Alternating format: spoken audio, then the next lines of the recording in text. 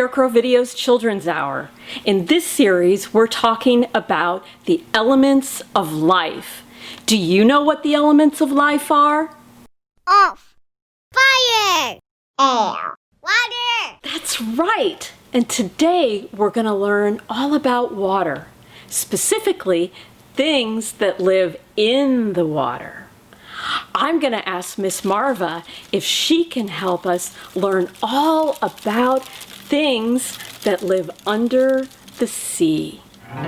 Today we're studying under the sea, which has to do with water.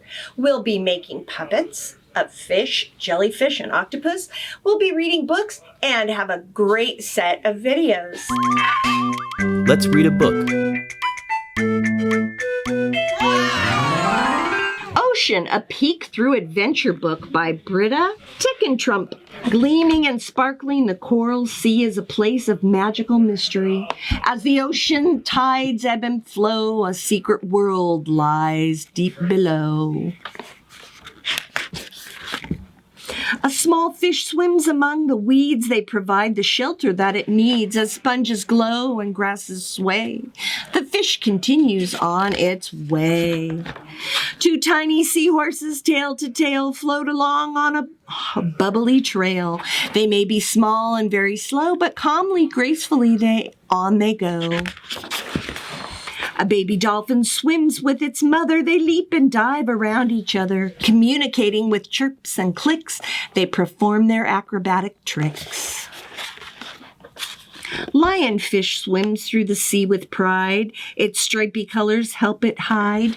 But its secret weapon when under attack, the poisonous spines along its back.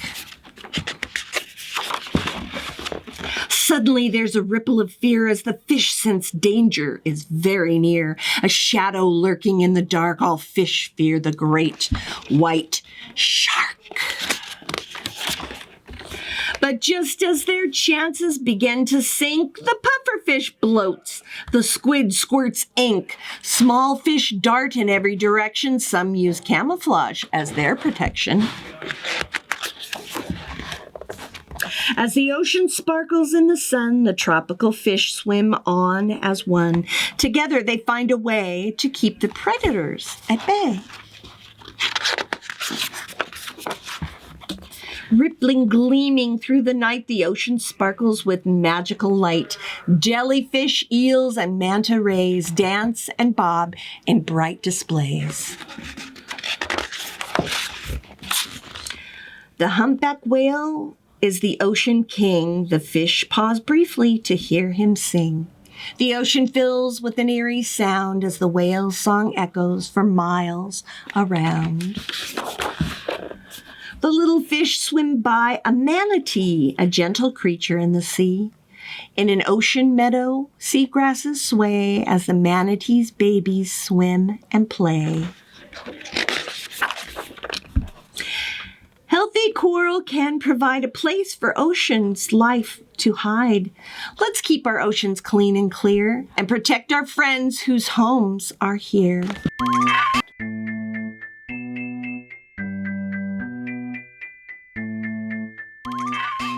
What you need? Paper plates, stapler, tape or glue, scissors, paper.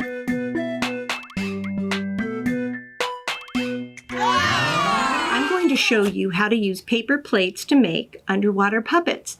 Now, if you don't have paper plates at home, that's okay. You can find an old cereal box and cut circles and half circles and use those in place of the paper plate.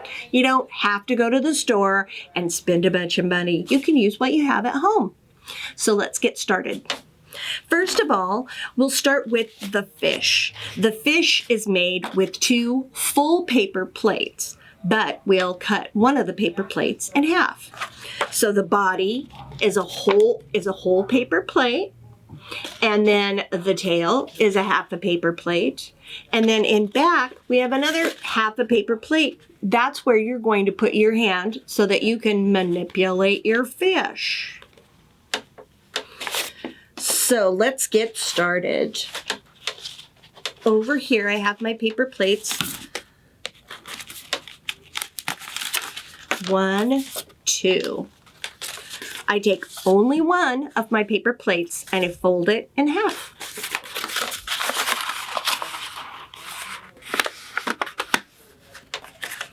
See, looks like a smile. This is half a paper plate. That's a whole paper plate.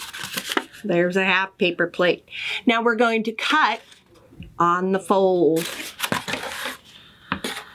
Dum, da, da, da, da, da, da. Ta-da! 2 halves make a whole. Alrighty, we're ready to do the body. Usually what I do is color first and then put my paper plates together, but I wanted to give you an idea of how everything goes together first.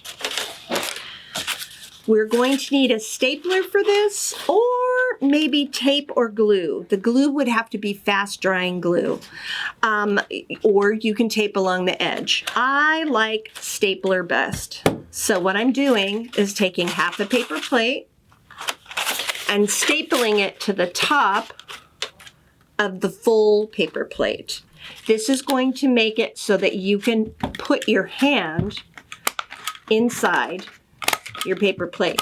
So all I'm doing is stapling along the edge. Here, let me put it down so you can see better. Now, sometimes you might need a grown-up for this part, depending on how well you are with the stapler. Make sure you get a grown-up if you need one for any of the projects that we do. All right, so this can be lots of different puppets. So once you know how to do this, you can make a ton of different puppets. Just use your imagination and add things. All right, so here's the body of your fish. This is going to be your fish's tail. You can leave it this way, just like a half, but what I did was cut a fancy little extra bit. It's really easy to do. You're going to fold your half into half. It's true, halves can become halves. Then they're called quarters. I'm going to, and you can have your grown-up do this, draw on the fold a curve that goes like that, just to trim off a little bit of extra and give it an extra fancy tail. Then I'm going to cut it with my scissors, snap, snap. Ta-da, a tail. Now you're going to take your tail, and this is important because you want to be able to manipulate your puppet. So, see how my hand is inside?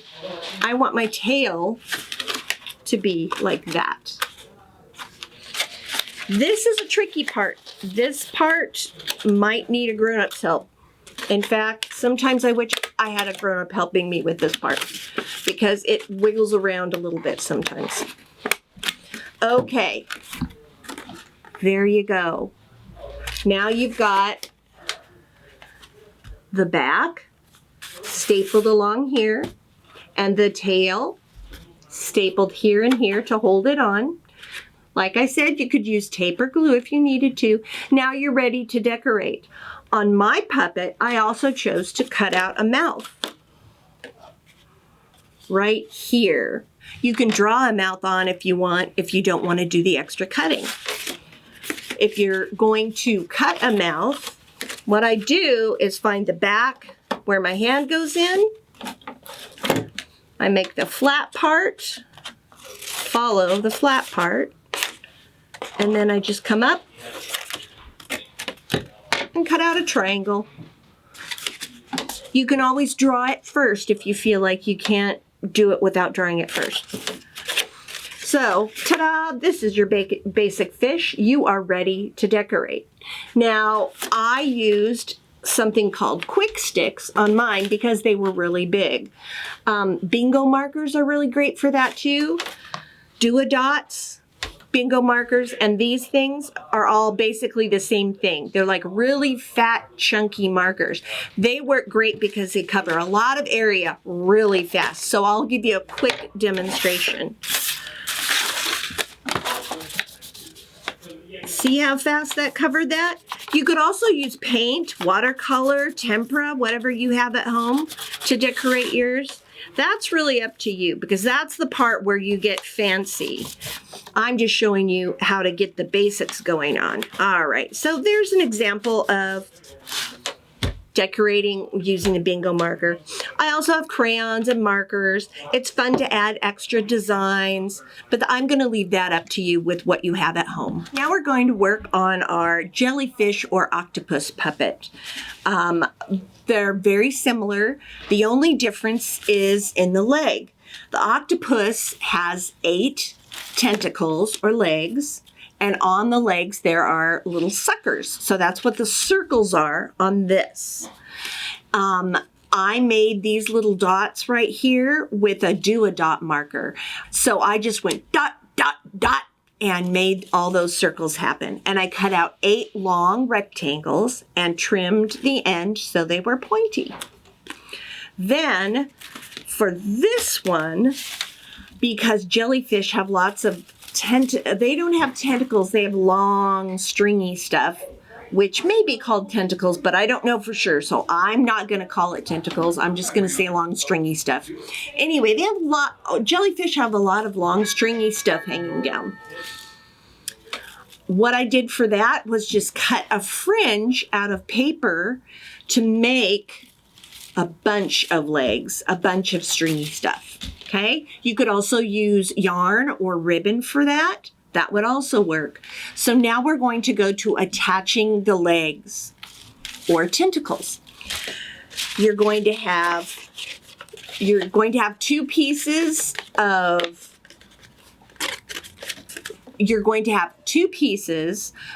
paper plate. You will cut a whole paper plate in half, and then you will have 2 pieces of paper plate. 2 halves make a whole. You're going to put your 2 pieces of paper plate together like this.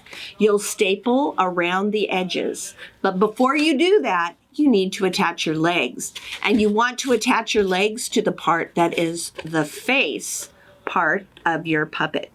So to attach the pieces on to make your legs or tentacles, I just tape them on. You could also use stapler if stapler's all you have, or you could use glue.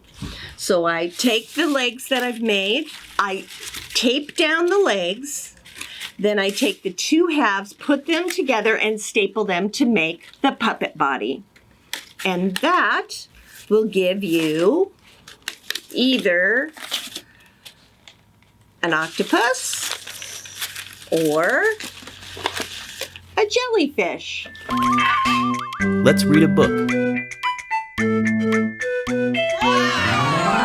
Pete the cat, scuba cat. Pete the cat is excited. He's in a boat on a beautiful day and he's about to go scuba diving. Pete puts on a mask and fins. He has a tank full of air so he can breathe underwater. He hopes to see lots of fish. If you're lucky, you might see a seahorse, says Captain Joe. A seahorse, says Pete. I can't wait. I've never seen one before. Their ridges look like a horse's mane, says Captain Joe. Groovy, says Pete. Pete jumps into the water. He makes a big splash. Down, down, down he goes. Up, up, up go the bubbles. Pete looks for a seahorse. He sees a swordfish instead. Pete swims out of its way so it can pass.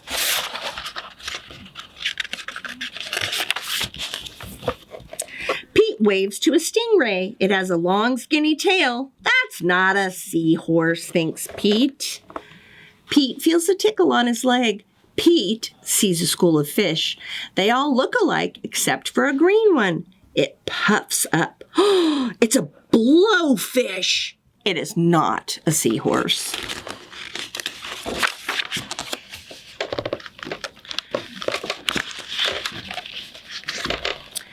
Where could one be? Pete looks at the rocks. He sees something long and purple on the sand. What is that? It's an octopus. It has 8 legs. It's not a seahorse. Pete feels another tickle as he swims. What could it be? Pete turns, but he doesn't see anything near him.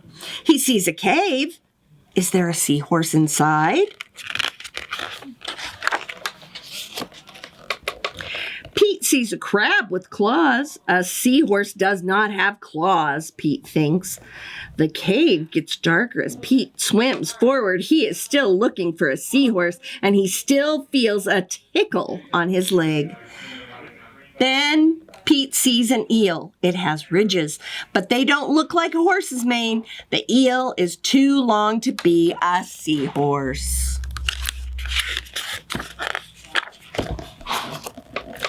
Pete keeps swimming further into the dark cave. Soon it is too dark to see. How will Pete get out? Pete sees a jellyfish. It glows in the dark now. Pete can swim his way out of the cave. He sees a striped angelfish. It is beautiful, but it's not a seahorse. Pete swims out of the cave. I wonder why it's still so dark, thinks Pete. It's because Pete is in the shadow of a whale. Yikes! Pete wishes he could jump on a seahorse and ride away. Pete hops on a sea turtle instead. It takes him back to the boat. Sea turtles can swim fast. I did not see a seahorse, thinks Pete. Oh, well, I still have a great time. But what is tickling my tail? Pete turns and sees a seahorse. What a great surprise, he thinks.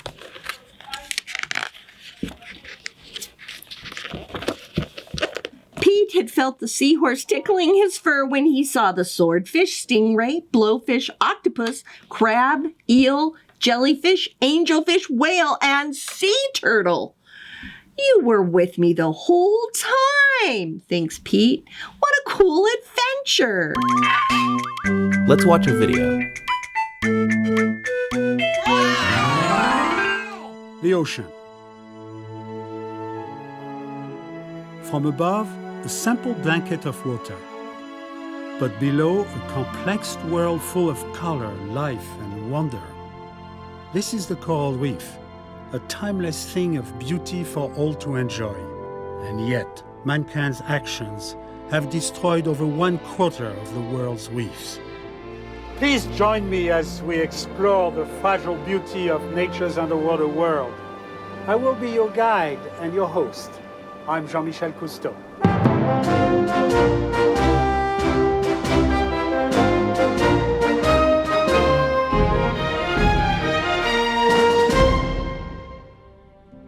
Coral, growing only a few centimeters a year, has taken millions of years to build the limestone skeleton of the reef.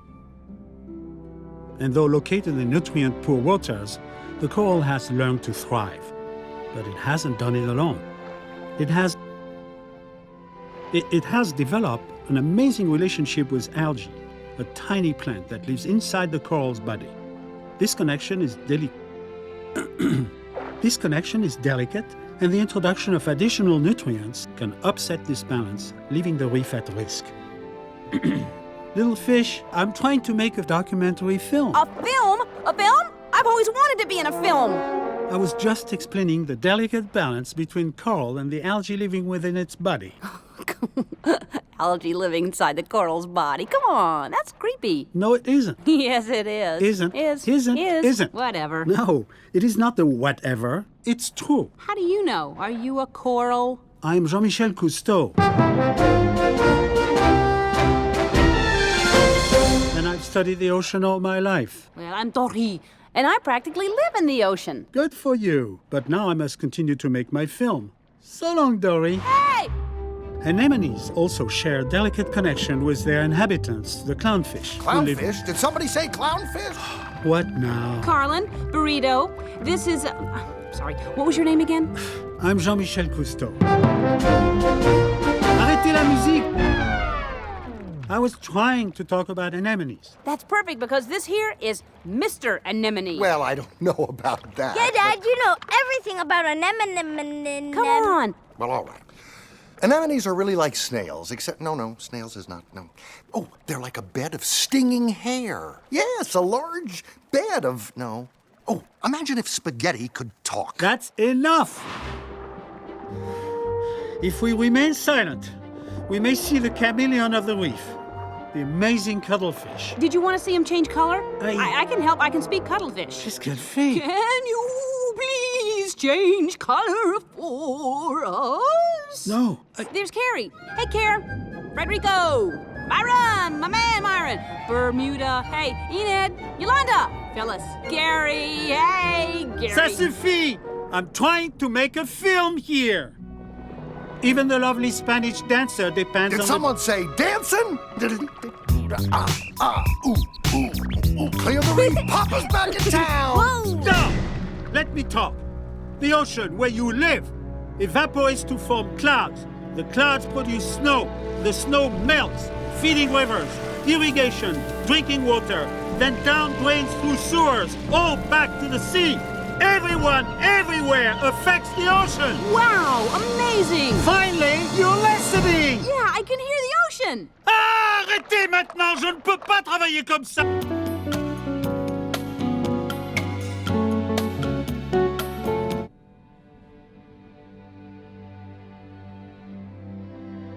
Mr. Cousteau? Jean-Michel? Are you there? Where'd he go? I am back, and I am fine. Can we get you something? Do you want a glass of water? Dad, why is that coral white? Well, you know when you get sick, you turn a little pale? Well, that's what coral does. It turns white. What happened to it? Well, as more humans use more energy, it creates more pollution. The resulting global warming increases the temperature of the ocean. When this happens, the coral cannot survive. Will it be okay? Well, Nemo, it won't be easy. People must learn to live in better balance with nature, conserving energy, recycling, reducing pollution. But if we do all this, the ocean's temperature may lower, allowing the coral to flourish. In fact, tonight is the one magic night of the year when healthy corals reproduce. There, it is happening. Ooh. Oh, Ooh, look at that. Whoa. Amazing. look at this. Happy birthday, Coral. Happy birthday. Happy birthday. Happy birthday. Happy birthday. Incredibly, the corals release their eggs in a single night so that even the hungriest fish cannot eat them all. What's it doing? Dad! When you're a little older, son. As mankind's actions continue to damage and threaten the reef, we must take responsibility and change our behavior to protect and preserve it. For we are as connected to the planet as the corals are to the algae living within them. And just as we did... Algae living inside coral? That's creepy. No, it is not. Yeah, it is. Isn't. Is. Oh, it's normal. See, they work together. That's- Algae are plants that make food for the coral, and corals fertilize the algae. But when there's pollution, the coral can't get enough food from the algae. Look! Wow, you guys know a lot about the reef. Well, it's not hard. You just have to pay attention and listen. Then why won't you listen to me? Oh, hi. Who are you? I am Jean-Michel Cousteau. Upstaged by fish. This would have never happened to Papa. Goodbye. I am Jean-Michel Cousteau.